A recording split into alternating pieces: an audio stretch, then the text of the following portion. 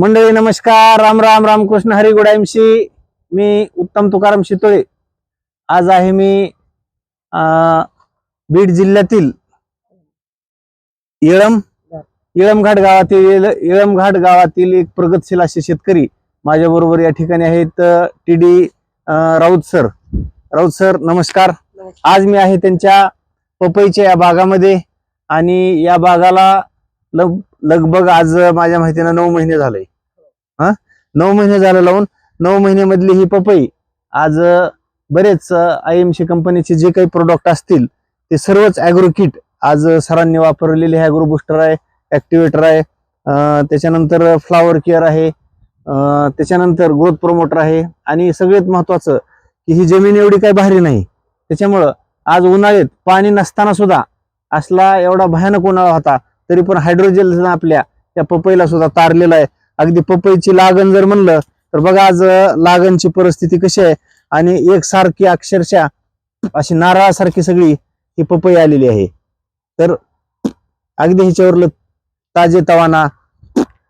तसंच दुसऱ्या झाडांना पण इथं पपई जर म्हणलं तर बघा पपईची साईज काय अक्षरशः म्हणजे एकदम जबरदस्त अशी पपई या ठिकाणी लागलेली आहे.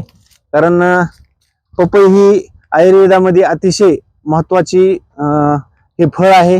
तर या माध्यमातून आपण थोडंसं टी.डी. राऊत सर आज आपल्याला काही असं मार्गदर्शन करतील आणि सर्व शेतकऱ्यांना त्यांच्या पवित्र अशा या मुखातून निघालेले जे काही त्यांचा अनुभव आहे हे बऱ्याच शेतकऱ्यांना ह्याचा उपयोग होणार आहे. तर सर काय वाटला तुम्हाला अनुभव आज हे पीक पाहून? तर सगळ्या शेतकऱ्यांना ह्याचा नक्कीच फायदा होईल. नमस्कार शेतकरी बंधू भगिनींनो.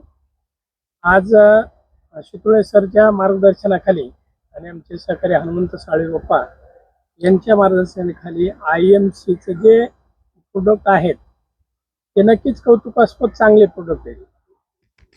मग याच्यामध्ये सर्वसाधारणपणे आम्हाला उन्हाळ्यामध्ये फार पाणी कमी असल्यामुळं आणि यंदाची परिस्थिती असा आहे की उन्हाळ्याचे 4 महिने आणि पावसाळ्याचा 1 महिना असे 5 महिने जवळजवळ ह्या झाडाला कुठलेच पाणी नसल्याने होतं. जे पाणी होतं ते टँकरनी पाणी टाकलं फक्त 700-800 लिटर आणि त्याच्यावर त्या हायड्रोजेलच्या माध्यमातून आम्ही ही पपई कशी तरी आतापर्यंत इथपर्यंत जगविली. कसं आहे मग हे सारं करीत असताना ह्याला आतापर्यंत आम्ही रासायनिक खत अजून कुठलं टाकलं नाही, रासायनिक फवारणी अजून केली नाही. पण आता काही थोडेफार ह्याच्यामध्ये थोडंसं व्हायरसचं प्रमाण पपईचं असल्यामुळं आणि यंदाचं वातावरण थोडं चांगलं नाहीच. कारण सूर्यप्रकाश आरपार नाही, त्याच्यानंतर पाणी भरपूर नाही. म्हणजे नक्कीच्या लग्नाला 17 सीग नाहीत असे मला दिसून आलंय. पण हे लग्न कसल्याही परिस्थितीत पार पाडणारच आहे. आणि झालंय कसं तुम्ही सरळ जरी पाहिलं तर ह्या झाडाला मी बारके ते मोठे सारे असे 60 फळ आलेले आहेत. म्हणजे 1 किलो एक 60 क्लिअर आलेत आणि 1 किलो ते 2 किलोच्या दरम्यान त्याचं फळ येते. म्हणजे 80 ते 90 किलो एका झाडाला माल येते. अच्छा. आणि आता ह्याचा पिरियड कालावधी फक्त अर्धाच झालाय. म्हणजे सर्वसाधारणपणे ह्याची जी लागवड आहे ती 8x6 वर लागवड केलेली आणि 300 पपईचे झाड आहेत.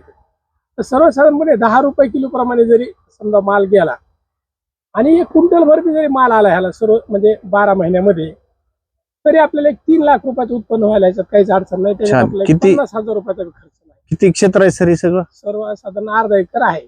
अर्धा एकर 20 गुंठे. अर्धा एकर मध्ये खर्च 50,000 रुपये असं सरांचं म्हणणं आहे आणि जवळजवळ 3 लाख रुपयाच्या आसपास हे पपई व्हायलाच पाहिजे.